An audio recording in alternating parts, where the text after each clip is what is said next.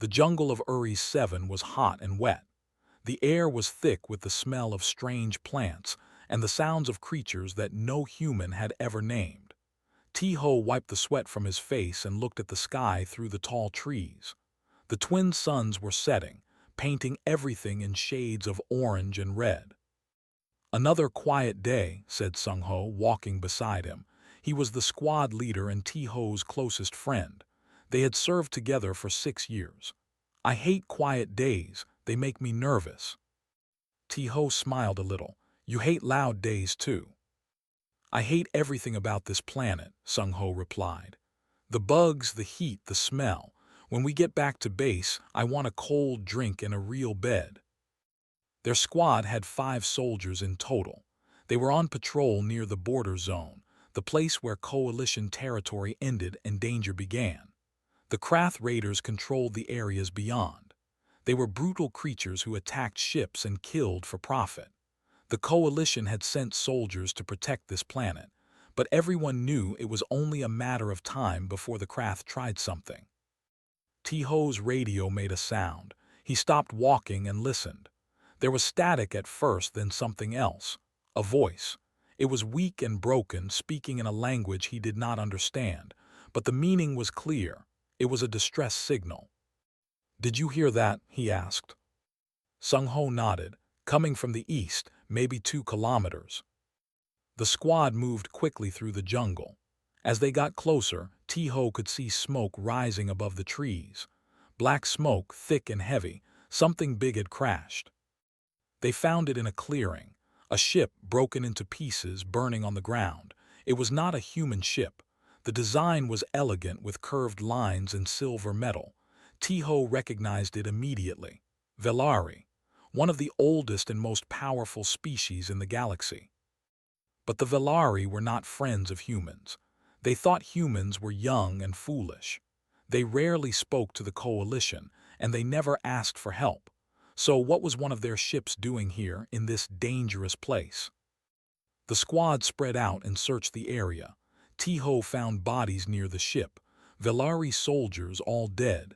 They had been shot. Some of them had tried to fight back, but they had been outnumbered. Whoever attacked this ship had come with many fighters. "Krath weapons," said one of the soldiers, examining the burn marks. "They did this." T-Ho felt anger rise in his chest. The Krath were animals. They killed without mercy. But why would they attack a Velari ship? The Velari were powerful. Attacking them would bring war. He walked around the burning wreckage looking for survivors.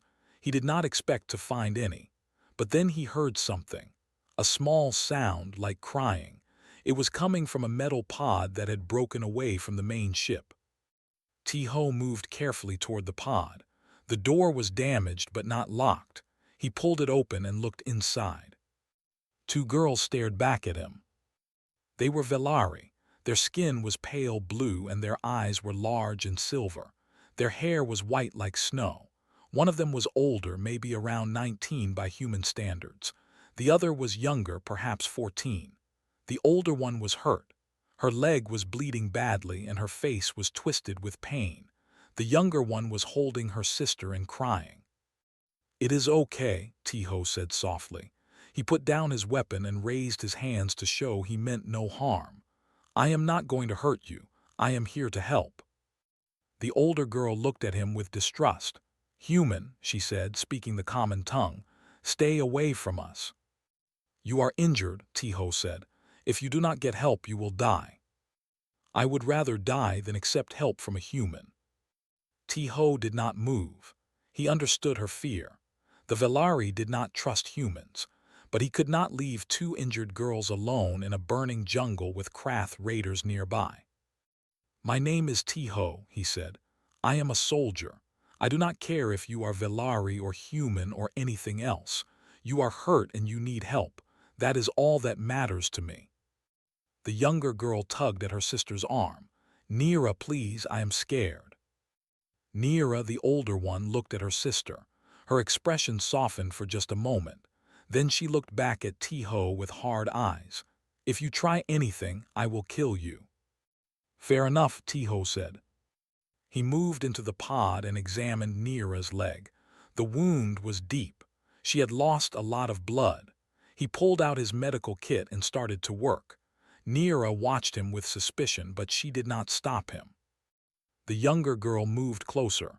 "I am Kiva," she said quietly. "Thank you for helping us." Tiho gave her a small smile. "You are welcome, Kiva." Suddenly, Sung-Ho's voice came through the radio. "Tiho, we have a problem. Krath patrol coming from the north. At least 20 of them. They are heading this way." Tiho's heart went cold. 20 Krath against 5 humans, and he had 2 injured girls who could not fight. "Can we hold them off?" he asked. "Not for long. We need to move." Tiho looked at Nira. Her leg was wrapped, but she could not walk. He made a decision in that moment, a decision that would change everything. "I am going to carry you," he told Nira. "Kiva, you stay close to me. Do not let go of my hand." "What about your squad?" Nira asked. "They will lead the Krath away from us. I will take you somewhere safe." Nira's eyes widened. "You would separate from your people for us?" "Yes." "Why? You do not even know us." Tiho lifted her onto his back. She was lighter than he expected. He took Kiva's small hand in his and looked toward the dark jungle ahead. "You are kids," he said simply. "That is reason enough." He told Sung-Ho his plan through the radio.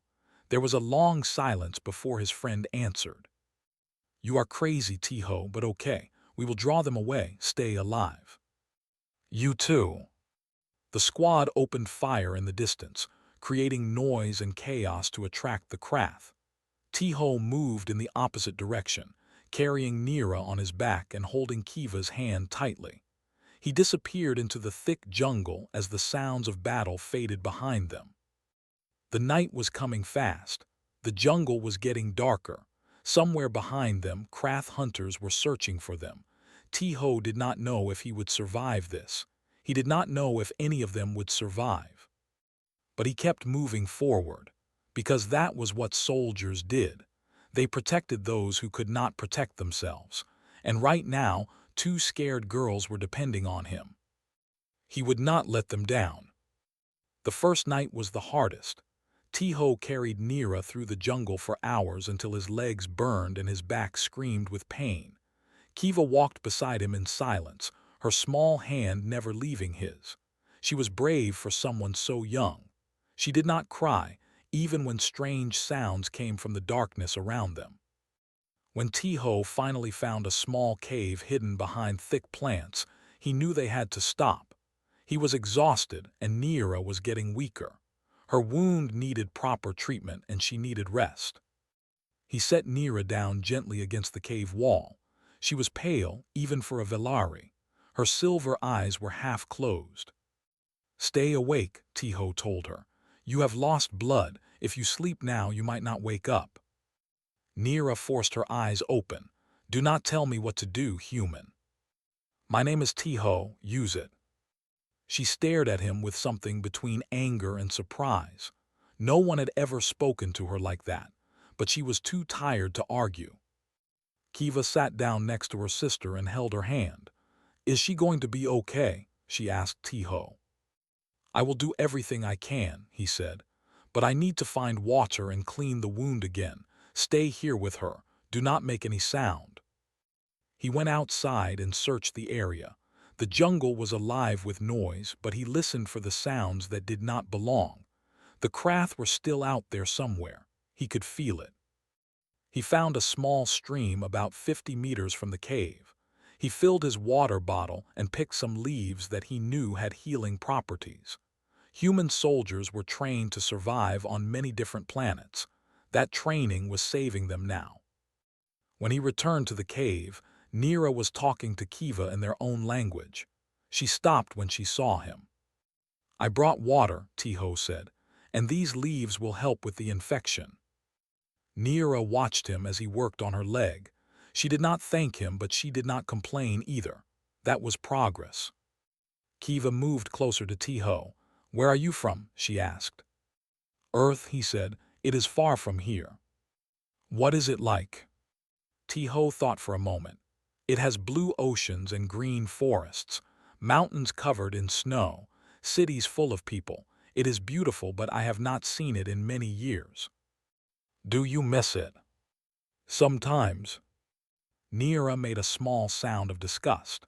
Earth is primitive. Your species is only a few thousand years old. The Velari have existed for millions of years. Tiho did not look up from his work. And yet here you are, in a cave, being saved by a primitive human.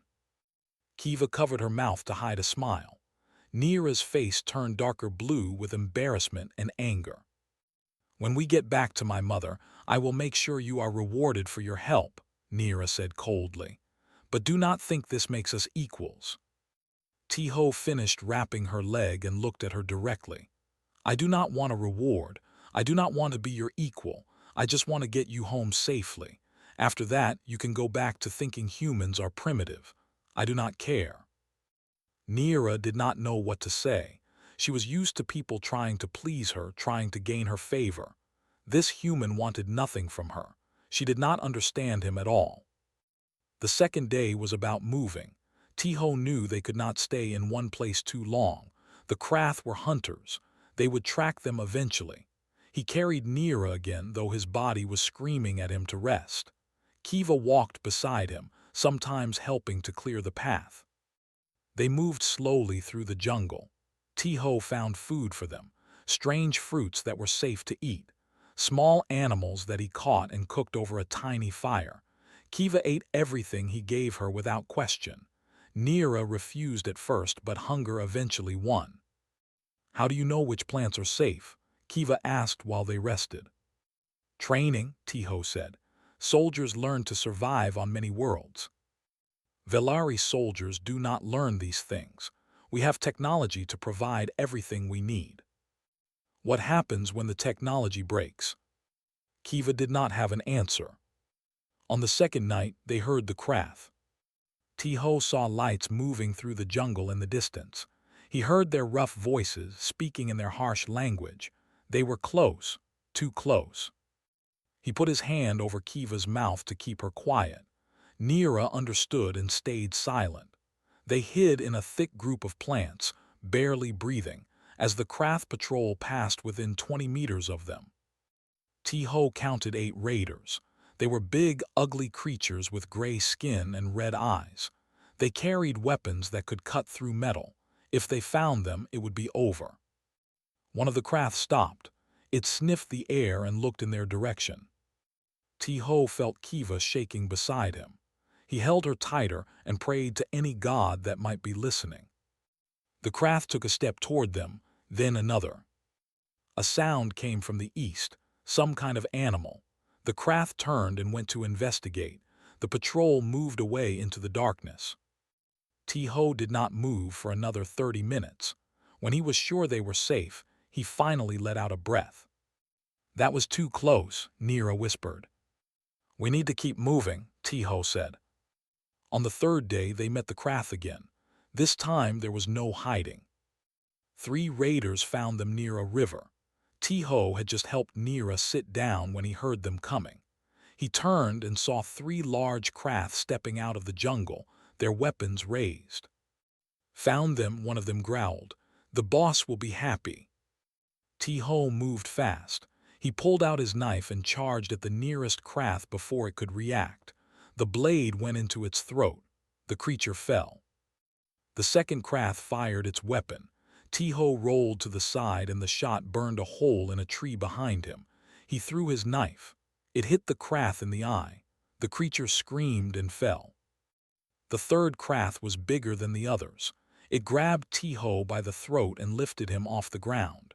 Tiho could not breathe. His vision was getting dark. He heard Kiva scream. With his last strength, he reached for a sharp rock on the ground. He grabbed it and slammed it into the Krath's skull. Once, twice, 3 times, the creature let go and collapsed. Tiho fell to the ground, gasping for air. His neck was bruised. His hands were covered in blood, but he was alive. Kiva ran to him and threw her arms around him. She was crying. I thought you were going to die. Tiho held her gently. I am okay, I am okay. Nira was staring at him with wide eyes. She had seen Velari warriors fight. She had watched trained soldiers in combat, but she had never seen anything like this. A single human with only a knife and a rock had killed 3 Krath. How, she whispered. T-Ho stood up slowly. He was hurt. His side was bleeding from where one of the Krath had cut him, but he did not stop. We need to move. Others will come looking for these 3. That night, Kiva told him the truth. Nira is the princess of the Velari Empire, she said softly. I am too. Our mother is Queen Lyran.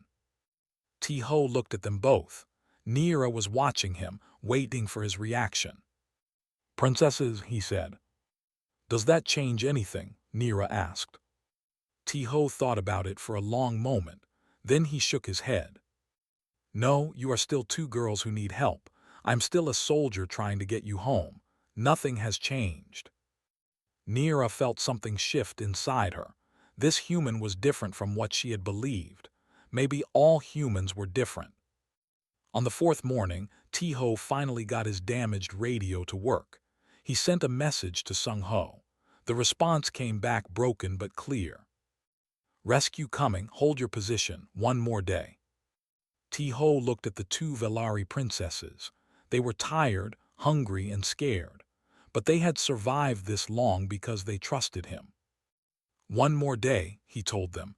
Just hold on for 1 more day. Somewhere in the jungle the Krath were gathering. They knew their prey was close, and they were coming in force. The final battle was about to begin. The morning came with the sound of engines in the sky. T-Ho looked up through the thick trees and saw coalition ships flying overhead. They were search aircraft looking for them. Help was close. But so was danger. T-Ho could hear the Krath moving through the jungle around them. They were not hiding anymore. They knew the rescue was coming, and they were racing to capture the princesses before it arrived. We need to reach the extraction point, T-Ho said. It is 1 kilometer north. Can you walk, Nira? Nira tested her leg. The wound was still painful, but T-Ho's treatment had stopped the infection. She could put some weight on it now. I can try, she said. T-Ho gave her a stick to use as support. Kiva stayed close to her sister, helping when she needed it. They moved as fast as they could through the jungle, but it was not fast enough. The first Krath attack came from the left. 4 raiders burst through the plants, firing their weapons. T-Ho pushed the girls behind a large rock and returned fire with his rifle. He hit 2 of them. The other 2 took cover. Keep moving, he shouted. They ran. Nira was limping badly, but she did not stop. Kiva held her hand and pulled her forward. Behind them, more Krath were coming. T-Ho could hear their angry shouts. A clearing appeared ahead.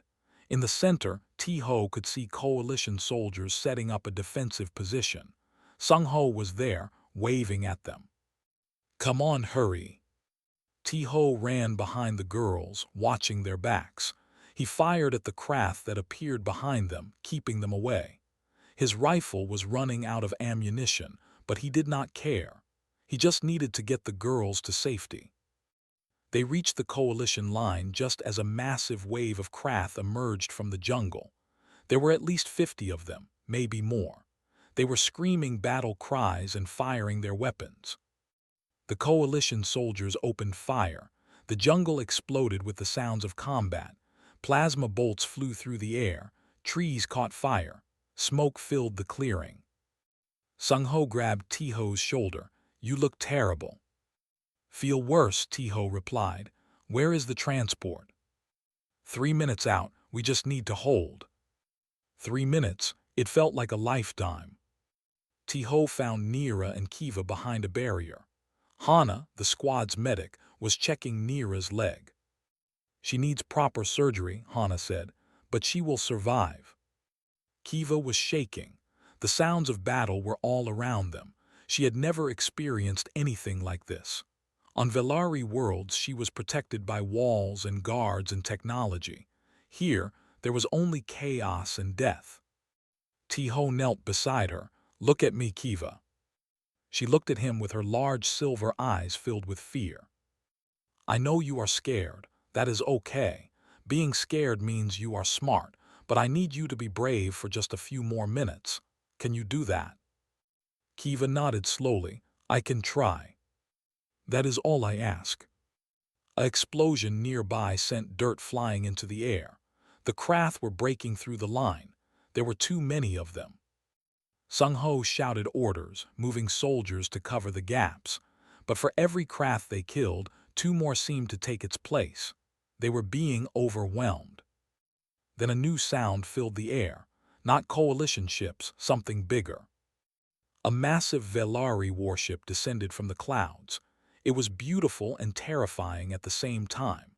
Its weapons came online and began firing at the Krath from above.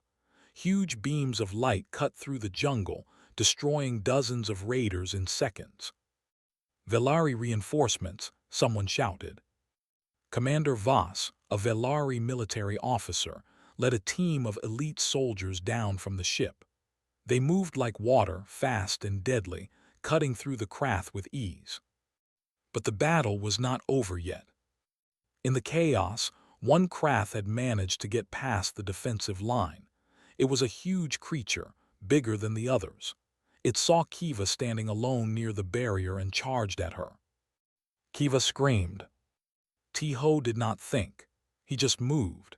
His body was already exhausted and injured, but he ran faster than he had ever run before. He threw himself between Kiva and the Krath just as the creature fired its weapon. The plasma bolt hit him directly in the chest. Pain, that was all T-Ho felt. Pain like fire burning through his body. He fell to the ground, unable to move, unable to breathe. Sung-Ho shot the Krath before it could fire again. The creature collapsed dead. Kiva dropped to her knees beside T-Ho. No, no, no, no.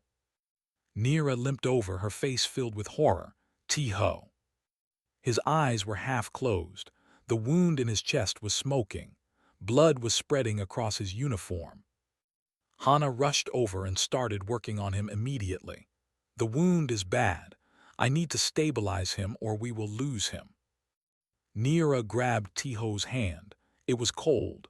She felt tears forming in her eyes. She had never cried for anyone outside her family. But this human, this primitive human, had been willing to die for her sister. For her. You will not die, she whispered. I forbid it, do you hear me? I forbid you to die. T-Ho's eyes opened slightly. He looked at her and tried to smile. That is not how death works, princess. I do not care. You are not allowed to die, not after everything you did for us. The transport ship landed nearby. Coalition soldiers loaded T-Ho onto a stretcher and carried him aboard. Hana worked on him the entire way, fighting to keep him alive. Commander Voss approached Nira and Kiva. He bowed respectfully. Your Highnesses, I am relieved to find you safe. Your mother has been extremely worried. Nira looked at him. This human saved our lives. He protected us for 4 days, fought for us, and took a shot meant for my sister. I want the best medical care for him, the absolute best. Use Velari technology if you have to. Voss looked surprised. Velari medical technology was never shared with other species, but the look in the princess's eyes told him this was not a request. As you command, Your Highness. On the transport ship, T-Ho's heart stopped twice. Both times Hana brought him back. His body was fighting to survive, refusing to give up.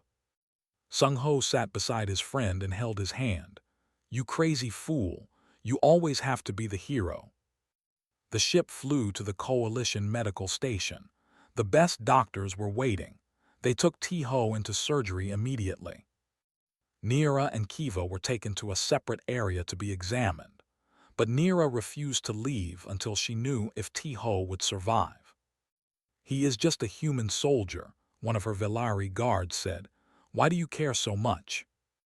Nira turned to him with cold eyes. That human soldier showed more honor than any Velari I have ever met. If you speak of him like that again, I will have you removed from my service permanently. The guard went silent. Hours passed. Kiva fell asleep on Neera's shoulder, exhausted from the ordeal.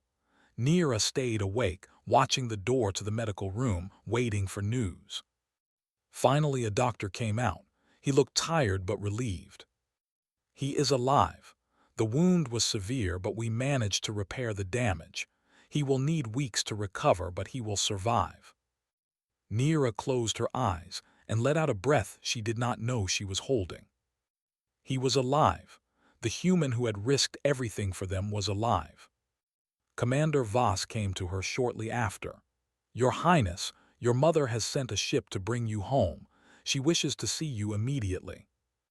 Neera nodded. "I will go, but I want that soldier brought to Ethon Prime when he recovers. I want my mother to meet him personally." Voss raised an eyebrow. "A human on the throne world." "That is not a suggestion, Commander. It is an order." As the Velari ship prepared to leave the station, Kiva woke up and looked out the window at the medical building where T-Ho was recovering. "Do you think we will see him again?" she asked. Neera put her arm around her little sister. "Yes, I promise we will see him again, and this time it is our turn to help him." The ship rose into the sky and disappeared into the stars, leaving behind a human soldier who had changed the way two Velari princesses saw the universe forever. 3 weeks passed since the battle on Uri 7. T-Ho woke up every day in a white hospital room, surrounded by machines that beeped and hummed. The doctors said he was lucky to be alive. The plasma bolt had missed his heart by 2 centimeters. Any closer and he would have died on that jungle floor. But T-Ho did not feel lucky. He felt tired. His chest hurt with every breath. His body was weak. He could barely walk to the window without needing to rest. Sung-Ho visited him every day. He brought food, told jokes, and kept T-Ho company, but T-Ho could see the worry in his friend's eyes. "You need to stop trying to be a hero," Sung-Ho said one day. "One of these times you are not going to come back." "I did not try to be a hero," T-Ho replied. "I just did what needed to be done." "You jumped in front of a plasma bolt for an alien girl you met 4 days ago." "She was just a kid." Sung-Ho shook his head. "You are impossible." The coalition commanders came to see him too. They gave him medals for bravery. They called him a hero. They said he had strengthened the relationship between humans and the Velari Empire. T-Ho accepted the medals and the praise, but he did not care about any of it. He had just done his job. One morning, while T-Ho was eating breakfast, a young officer rushed into his room. "Sir, you need to come to the main dock, now." "I can barely walk. What is going on?" "A Velari diplomatic ship just arrived. They are asking for you specifically." T-Ho's heart skipped. A Velari ship for him. He dressed slowly, his body protesting every movement. When he arrived at the main dock, he found chaos. Coalition officials were running around, checking papers and giving orders. Security was everywhere. In the center of the dock stood the most beautiful ship T-Ho had ever seen. It was silver and gold, with smooth curves and glowing lights. The symbol of the Velari royal family was painted on its side. A tall Velari male stepped off the ship. He wore elegant robes and carried himself with authority. Behind him stood 4 guards in silver armor. "I am Ambassador Yun," the Velari said. "I am here on behalf of Queen Lyran of the Velari Empire. I am looking for the human soldier named T-Ho." The coalition commander pointed at T-Ho. The ambassador walked toward him and stopped. "You are T-Ho, the one who saved the princesses." "I am." The ambassador studied him for a long moment. Then, to everyone's surprise, he bowed. A Velari noble bowing to a human. It was something no one had ever seen before. "Queen Lyran requests your presence on Ethon Prime. She wishes to thank you personally for saving her daughters." T-Ho was stunned. Ethon Prime was the Velari throne world. No human had ever been invited there. It was one of the most advanced and protected planets in the galaxy. I do not know what to say." Say yes, the ambassador replied. It would be unwise to refuse the queen. The coalition commanders gathered around Tiho. They spoke quickly and quietly.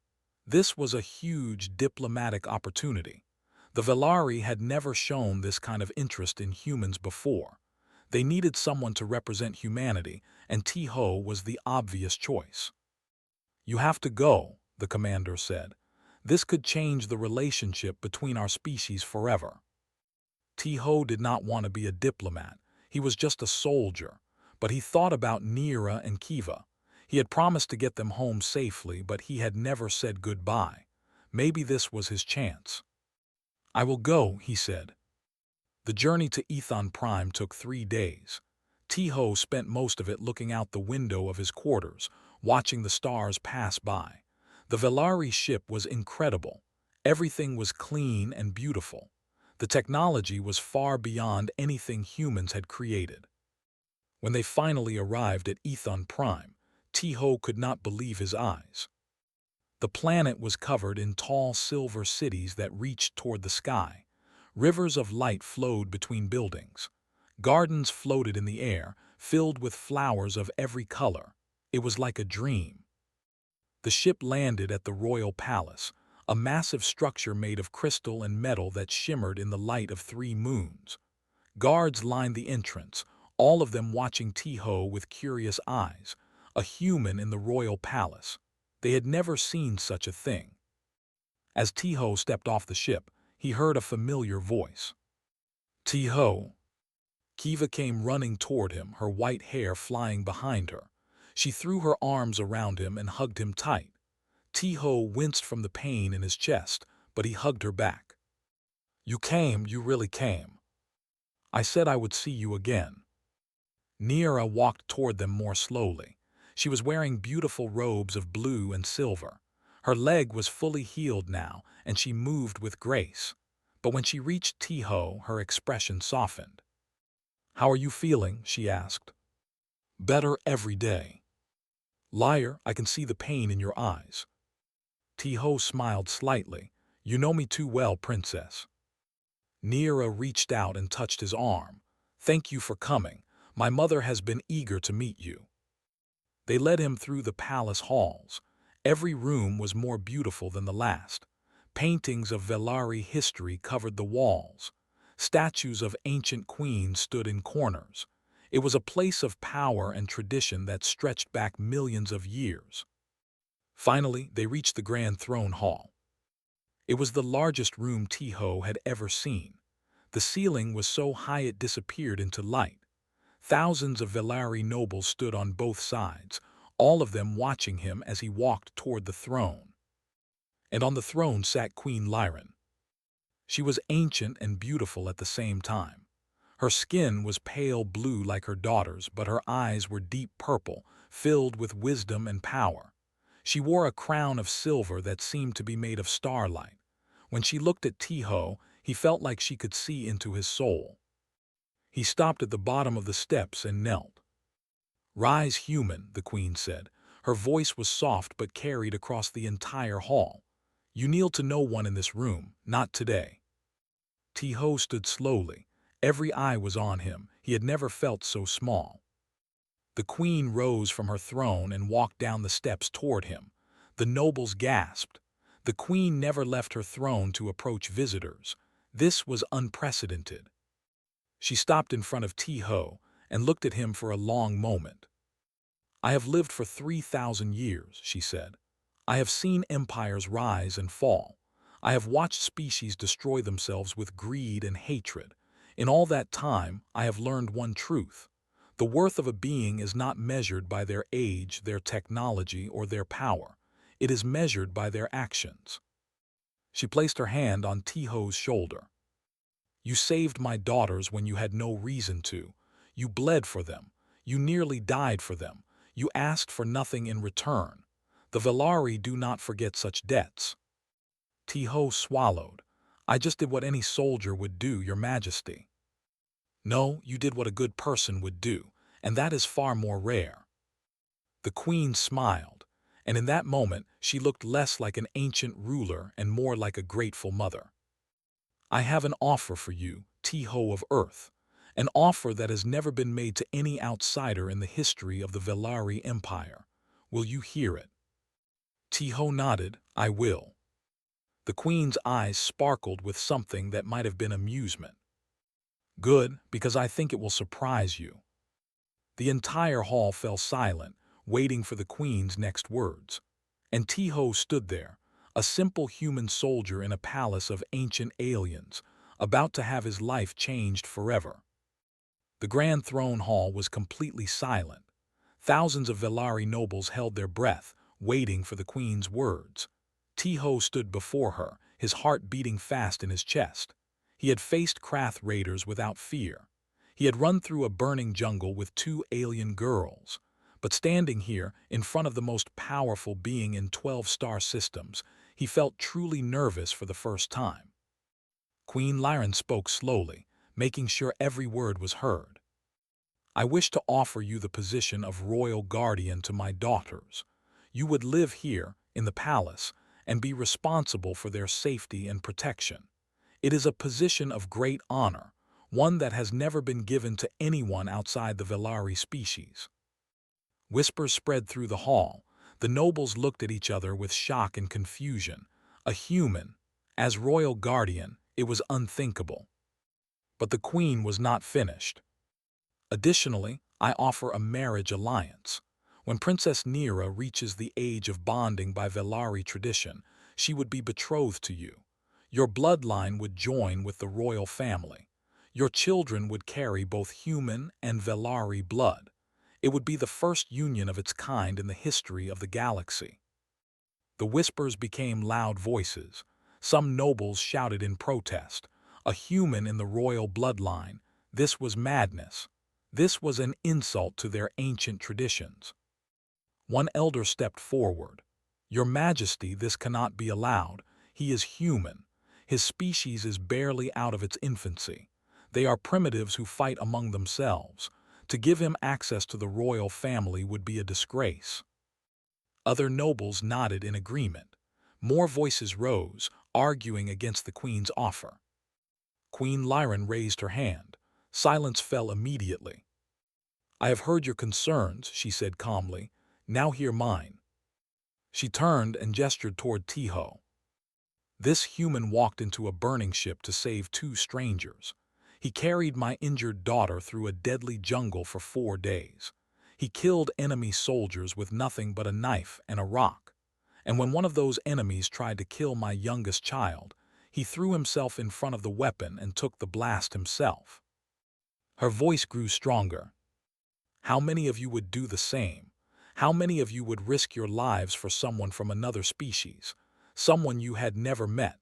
Someone who looked down on your kind and called you primitive? The hall was silent. No one spoke. This human showed more honor in 4 days than many of you have shown in 4 centuries. He did not fight for glory. He did not fight for reward. He fought because it was right, because 2 children needed help. That is the kind of person I want protecting my daughters. That is the kind of blood I want in my family line. She looked at the elder who had spoken against her. If you disagree, you are free to leave this hall and never return. The elder bowed his head and stepped back. No one else spoke. Queen Lyran turned back to Tiho. Her expression softened. The choice is yours. I will not force this upon you. Take time to think. Walk in our gardens, speak with my daughters. When you are ready, give me your answer. Tiho bowed. Thank you, Your Majesty. He was escorted out of the throne hall by guards. His mind was spinning. Royal guardian, marriage to a princess, a place in the most powerful family in the galaxy. It was beyond anything he had ever imagined. He walked through the palace gardens alone. They were beautiful beyond words. Strange flowers bloomed in colors that did not exist on Earth. Waterfalls flowed upward, defying gravity. The air smelled sweet and clean. He sat down on a bench and looked up at the 3 moons hanging in the sky. You look confused. He turned and saw Nira walking toward him. She was even more beautiful in the moonlight. She sat down beside him, leaving a respectful distance between them. "I do not know what to think," Tiho admitted. "A week ago, I was a soldier on a patrol mission. Now I am being offered a place in a royal family. It does not feel real." Nira nodded slowly. "I understand. When my mother told me her plan, I was surprised too." "And what do you think about it, about me?" Nira was quiet for a moment. She looked at the flowers, then back at him. "When we first met, I thought you were like all the other humans I had heard about.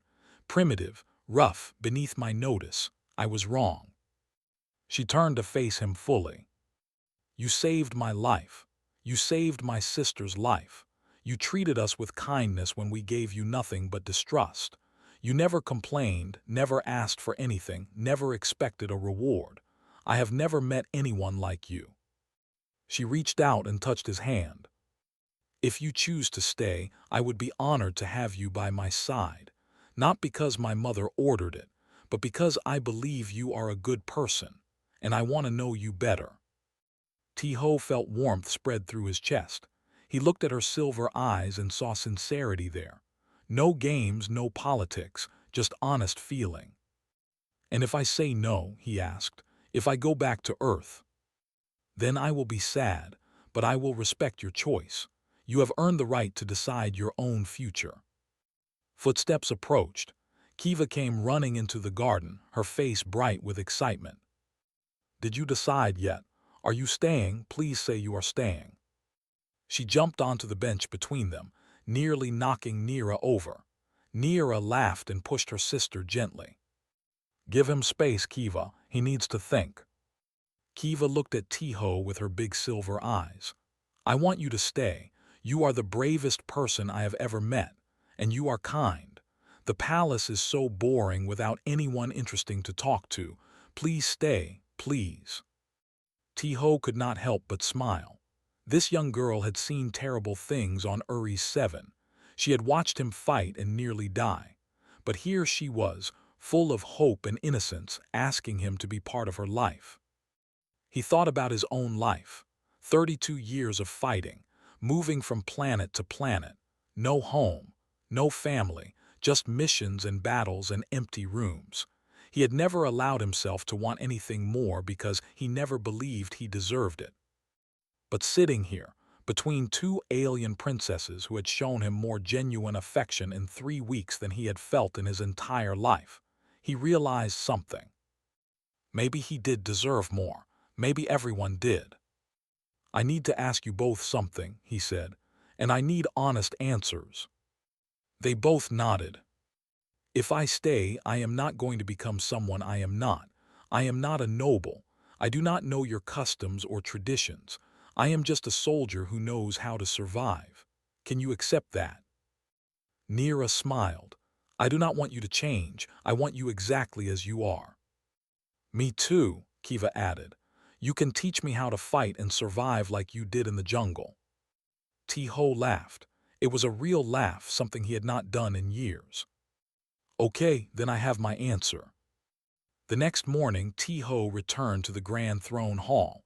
The nobles had gathered again, watching with mixed feelings. Some still opposed the queen's offer, but many had spent the night thinking about her words. Perhaps they had judged too quickly. Queen Lyran sat on her throne, waiting. Tiho walked forward and stopped at the base of the steps. This time, he did not kneel.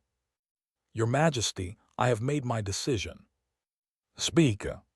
Tiho took a deep breath. "I accept your offer. I will serve as royal guardian to Princess Nira and Princess Kiva, and when the time is right, I will be honored to join your family through marriage." The queen smiled. It was a warm smile, a mother's smile. "Then welcome, Tiho of Earth. Welcome to the house of Lyran."